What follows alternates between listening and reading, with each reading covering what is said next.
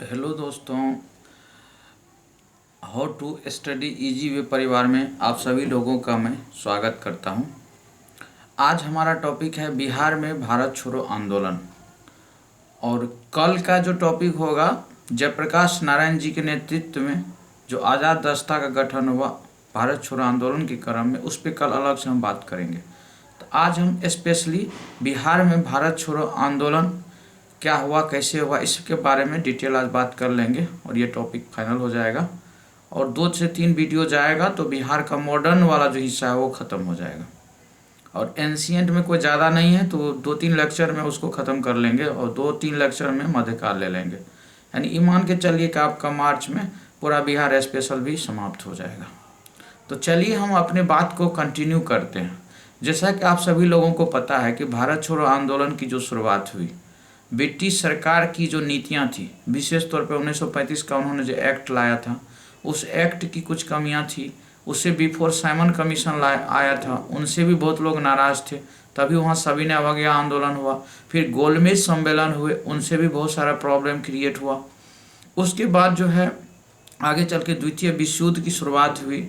उसमें भारतीयों का नाम जो है बिना भारतीय जो सरकार थे, यानी कांग्रेस की कई राज्यों में सरकार थी, उनसे पूछे बगैर उन्होंने नाम दे दिया। ऐसे करके फिर अगस्त ऑफर 1940 में ले आया। फिर आगे चल करके जो है क्रिप्स मिशन ले आया। ये तमाम चीज़ इन्होंने लाया, लेकिन भारतीयों को खुश करने का कहीं प्रयास नहीं किया गया। जो भी बातें कही गई थी वो बताया गया था कि फ्यूचर में दिया जाएगा, वर्तमान में कुछ भी देने की उसमें बात नहीं थी। इन्हीं से नाराज़ होकर के जो है यहाँ के भारतीय नेताओं ने, यानी विशेष तौर पर उसमें कांग्रेस का बोलबाला था, इन सभी लोगों ने सोचा कि अब भारत छोड़ो आंदोलन को ही लॉन्च कर दिया जाए, अब समय आ गया। लेकिन लॉन्च करने के लिए परमिशन नहीं दिया जा रहा था, तो इसीलिए गांधी जी नाराज हो गए। उन्होंने कहा था कि अगर मुझे परमिशन नहीं मिला तो मैं कांग्रेस से भी बड़ा आंदोलन छेड़ सकता हूँ, यानी इस देश के बालू से ही कांग्रेस से बड़ा आंदोलन छेड़ सकता हूँ, ऐसा गांधी जी ने कहा था। तो सबसे पहले हम इस बात को आगे बढ़ाएंगे कि आखिर ऐसी परिस्थितियाँ आपको कारण समझ में आ गया कि कैसे कैसे कंटिन्यू में हिस्ट्री चलता है।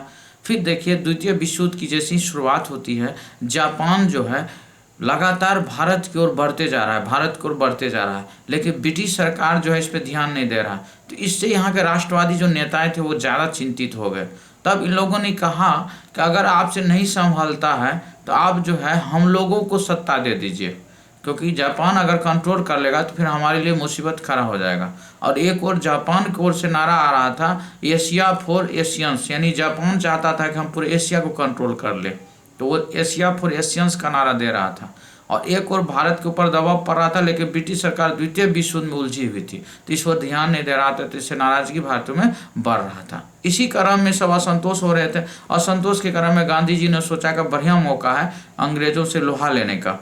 तो उसी कारण में गांधी जी का मैंने स्टेटमेंट बता दिया, उसको परमिशन नहीं मिला था। तब मजबूर होकर के लोगों ने कहा, गांधी जी नाराज हो गए, तब वर्धा बैठक बुलाई गई 14 जुलाई 1942 ईस्वी को। ये घटना बहुत इंपॉर्टेंट है। वर्धा बैठक में इसके निर्णय को स्वीकृति दे दी गई। फिर आगे चल के 8 अगस्त 1942 को बम्बई में ग्वालियर टैंक है, वहाँ पे जो है सो बुलाया गया और वहीं वर्धा जो प्रस्ताव था उसको प्रस्तुत किया गया और उसको स्वीकृति मिल गई। यहीं से भारत छोड़ो आंदोलन को लॉन्च कर दिया गया। और जब भारत छोड़ो आंदोलन लॉन्च हुआ तो इस क्रम में एक नारा भी था, करो या मरो, गांधी जी ने दिए थे, डू और डाई, ठीक है। लेकिन उन्होंने देश के जनता को संबोधित करते हुए कहा था कि सभी जनता या सभी देशवासी अगर भारतीय नेताओं को गिरफ्तार कर लिया तो आप सभी लोग स्वविवेक से काम लेंगे और अंग्रेजों के खिलाफ जो है बेहतर प्लानिंग के साथ जो है आप लोग आंदोलन को जारी रखेंगे। तो अंग्रेजों की ये औकात नहीं थी कि सारे भारतीयों को जेल में डाल सकता था, लेकिन प्रमुख नेताओं को पता था कि अगले दिन गिरफ्तार हो जाएंगे, और ऐसा हुआ भी, सभी अगले दिन ही गिरफ्तार हो गए थे। लेकिन दूसरी ओर उन्होंने अन्य लोगों से भी संबोधन किया, क्योंकि गांधी जी जो है 70 मिनट के बहुत ही ज़बरदस्त भाषण दिए थे, जिसपे कई लोगों ने कहा था कि आज लग रहा है गांधी जी ना पैगंबर के अवतार दिखते हैं। उनका जिस तरह का उस उम्र में स्पीच देना, ये अपने आप में बहुत ज़्यादा मतलब आकर्षित करने वाली बातें थी। इसको लेकर बहुत तरह के कमेंट है, लेकिन सवाल नहीं पूछता इसलिए मैं नहीं बता रहा हूँ, सीधे पॉइंट पे हम बात कर रहे हैं। तो देखिए इन्होंने सरकारी कर्मचारी लोगों को बोला था कि आप लोग जो है नौकरी जो है करते रहिएगा, लेकिन कांग्रेस का जो प्लानिंग है उस प्लान को फॉलो करना है। सेनाओं को उन्होंने अपील किया, बोला कि आप सभी लोग जो है गोली नहीं चलाइएगा क्योंकि अपना देशवासी है। ऐसे ही राजे रजवाड़े को भी बोला राजे रजवाड़े जो है अब आपको भारत की ओर से सहयोग करना चाहिए। फिर राजे रजवाड़े से जुड़े हुए लोगों से भी उन्होंने अपील किया, इसीलिए लंबा भाषण था उनका, 70 मिनट कहीं छोटा भाषण नहीं था, उसमें कई पहलू उन्होंने जो है शामिल किए थे। उसके बाद जो है अगले ही दिन यानी 9 अगस्त को तमाम नेताओं की गिरफ्तारी हो गई, कांग्रेस के नेताओं की गिरफ्तारी हो गई। तो इतना सारा नेशनल लेवल की कुछ बातें थी, लेकिन अब इसको बिहार में लाके कंटिन्यू करते हैं। तो बिहार में जो है भारत छोड़ो आंदोलन को लेके 31 जुलाई 1942 को, यानी पहले ही 8 अगस्त को वहाँ पेश हुआ, तो यहाँ 31 जुलाई 1942 ईस्वी को राजेंद्र प्रसाद जी के नेतृत्व में बिहार प्रदेश कांग्रेस कमेटी की विशेष बैठक बुलाई गई और बैठक बुलाई गई। और उस बैठक में जो एक नीतियां थी कि किस तरह से आंदोलन को लॉन्च करना है, क्या करना है, उस पर लेकर के बातचीत की गई, भविष्य का प्लान तैयार किया गया और अंजुमन इस्लामिया हॉल में इस कॉन्फ्रेंस को बुलाया गया था, जिसमें कि छात्र लोग, युवक कांग्रेस के नेता लोग और जो नए नए नेता थे, जो नए नए वर्कर्स थे, वो सारे भाग लिए थे। और प्रमोट भी किया गया था कि भारत छोड़ो आंदोलन को लॉन्च किया जाएगा। और वेट कर रहा था नेशनल लेवल पे कब से लॉन्च हुआ। तो नेशनल लेवल पे जैसे ही 8 अगस्त को काले टैंक में डिसीजन लिया गया, बिहार में भी नेताओं की गिरफ्तारी हो गई। 9 अगस्त को ही गिरफ्तारी हो गई। 9 अगस्त को राजेंद्र प्रसाद को गिरफ्तार किया गया, अनुग्रह नारायण सिंह जी को गिरफ्तार किया गया, मथुरा बाऊ को गिरफ्तार किया गया, एक श्री कृष्ण सिंह जी थे उनको गिरफ्तार किया गया। तो ऐसे कई नेताओं, जो प्रमुख नेता थे बिहार से, उनकी गिरफ्तारी हो जाती है 9 अगस्त को।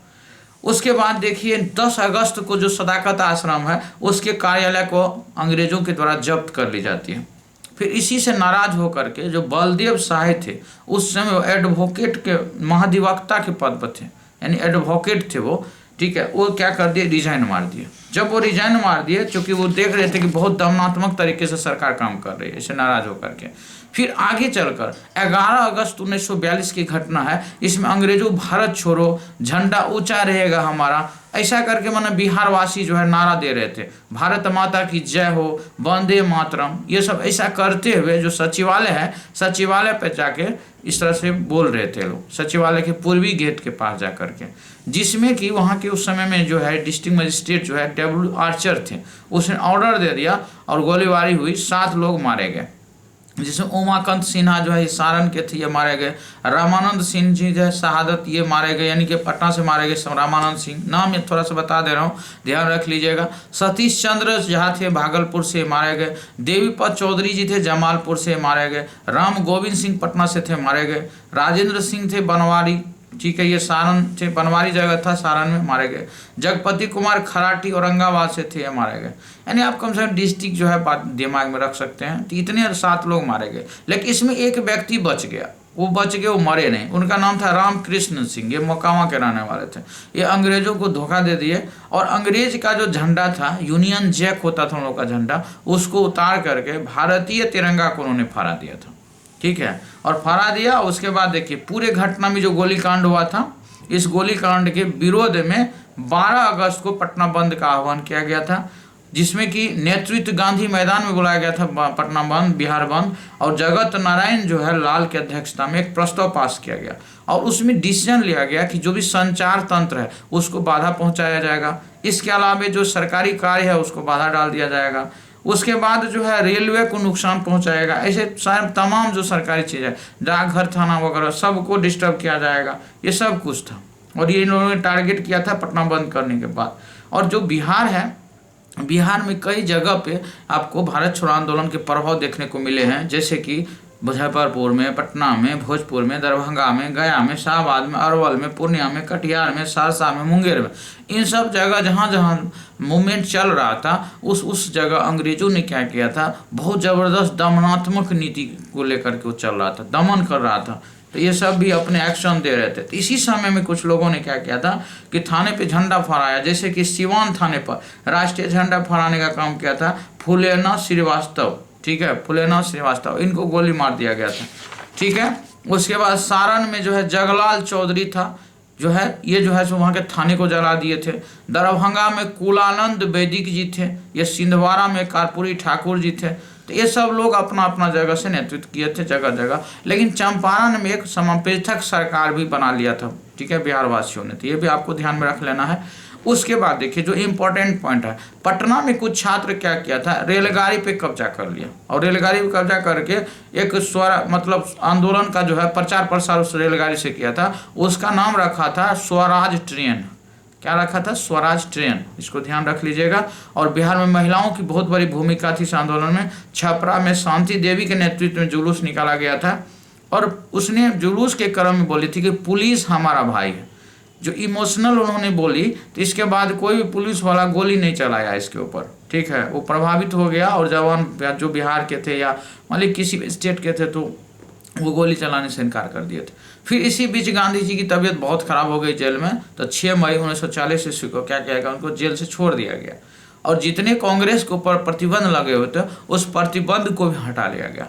इसी क्रम में जिस तरह से ब्रिटेन के ऊपर दबाव पड़ा, एक तो द्वितीय विश्व युद्ध चल रहा है, उसका अलग से प्रेशर था उनके ऊपर, और जो दूसरा पॉइंट था वो ये था कि इधर से जो ये सब आंदोलन कर रहे थे, आंदोलन में उनके डाक तार जो भी सार्वजनिक संपत्ति थी उनको नुकसान पहुंचा रहा था, इसका भी अलग प्रेशर था, उनको भी परेशानी होने लगी, उसका कम्युनिकेशन बिगड़ने लगा। तो इसी क्रम में वो कहा कि अब बातचीत किया जाए। तो इसी क्रम में एक कॉन्फ्रेंस बुलाया, यानी कि बेबेल प्लान लाया, ठीक है ना। तो बेबेल प्लान लाया तो ये लोग भी बहुत माना नहीं बेबेल प्लान को, कहा नहीं ये नहीं सहमति, हिंदू मुस्लिम में ढंग से सहमति नहीं हुई। मुस्लिम लीग वाले भी खारिज कर दिए क्योंकि मुस्लिम लीग वाले और गए थे कि एक अलग पाकिस्तान चाहिए हमको, उसकी बात उसमें नहीं किया गया था, तो वो नाराज हो गया तो वो भी नहीं माना। इधर बाद में नहीं माना गया बेबेल प्लान को। तब आगे कैबिनेट मिशन आ जाएगा, कैबिनेट मिशन आ जाएगा, तब जो है उसी के आधार पर भारत की संविधान सभा का गठन होगा। तो आपको ध्यान में ये रख लेना है कि ये जो है 1945 में जो बेबेल प्लान आया, तो इसमें जो है सो कुछ हद तक जो है जो भी कांग्रेस लोग छूट थे जेल में उनको भी छोड़ दिया गया था, लेकिन यहाँ सहमति नहीं बन पाई, ठीक है। अब अगला देखिए, कुछ 1-2 पॉइंट और ध्यान रखिएगा कि बिहार से कुछ पेपर निकलते थे, उसको इस क्रम में नहीं निकाल पा रहा था, लोग बंद कर दिए थे। पटना से जैसे सर्चलाइट निकाला जा रहा था, इंडियन नेशन निकाला जा रहा था और राष्ट्रवाणी हो रहा था, ये सब तीनों नहीं निकल रहा था। तीनों पेपर जो है भाजपा आंदोलन पटना से नहीं निकाला जा पा रहा था, ठीक है। उसके बाद पटना से जो लोग गिरफ्तार हुए थे, यानी बिहारवासी जो कुछ प्रमुख नेता जो गिरफ्तार हुए, कभी कोई पूछ लेता उनको किन किन जेल में रखा गया था। जैसे देखिए राजेंद्र प्रसाद जी को बांकीपुर जेल में रखा गया था, ये ध्यान रखिएगा। श्री कृष्ण सिंह को भी बांकीपुर जेल में रखा गया था। अनुग्रह नारायण सिंह को भी बांकीपुर जेल में रखा गया था। जयप्रकाश नारायण जी को हजारीबाग में, क्योंकि इस पर कल हम अलग से एक वीडियो बनाएंगे, वो अलग पार्ट है, वो इंपॉर्टेंट है, वो भी बताएंगे। योगेंद्र शुक्ल जी को बक्सर जेल में रखा गया था। तो ये कुछ बिहारवासी थे जिनको विभिन्न जेल में रखा गया था, ये भी एक क्वेश्चन बनता है। और लास्ट में हमारा ये इंपॉर्टेंट 2-4 फैक्ट है कि जो बिहार में गोलीकांड हुआ था, सचिवालय कांड, इसमें जो पुलिस थी वो गोरखा पुलिस थी, गोरखा वाली पुलिस थी, उसको ध्यान रखिएगा।